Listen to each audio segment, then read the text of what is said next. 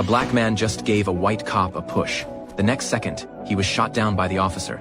The black man's wife confronted the cop, demanding to know why he fired. The officer was stunned too. Because the victim was black, he didn't call for an ambulance right away. Instead, he forcibly handcuffed the man. Only after he felt the threat was over did he realize the black man was already dead. The incident quickly sparked outrage. The victim's family demanded justice for the killer.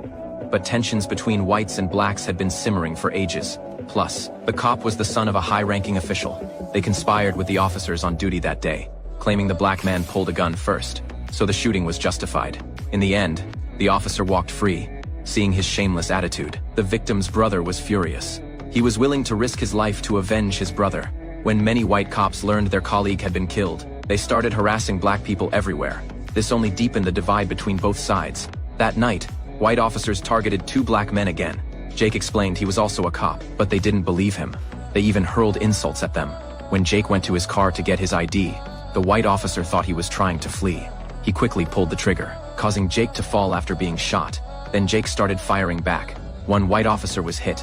Both were rushed to the hospital for emergency treatment. Jake was lucky to survive, but the white officer died from a shot to the heart. The dead officer's father raised hell at the police station, causing white cops to turn against their black colleagues too. Fortunately, the chief was a man of integrity. He didn't use racial bias to protect the white officer. Instead, he insisted the matter needed proper investigation. The victim's father had no choice but to leave. Jake immediately underwent questioning. The investigator asked him what happened.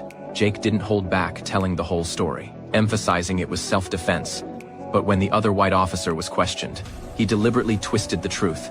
He lied, saying Jake never identified himself as a cop and had threatened them with his gun, so his partner had no choice but to shoot back. With their testimonies completely contradicting each other, the case hit a dead end. Hollis Brass demanded the chief find out the truth within 3 days. They dumped the pressure on the chief, whose wife happened to be black. She hoped her husband would be fair and not let an innocent man take the fall. One day Allen, who had given false testimony, accidentally let it slip. He admitted his partner had indeed fired first. His new partner reported this to the chief. That night, the chief confronted Allen. He cornered him at his door, demanding he tell the truth, but Allen refused to admit anything. Instead, he insulted the chief. The chief pinned him against the wall and told him he had all the evidence. Allen finally came clean. The chief played the recording for his superiors. After hearing the truth, they agreed Jake had acted in self-defense, and so Jake was finally set free.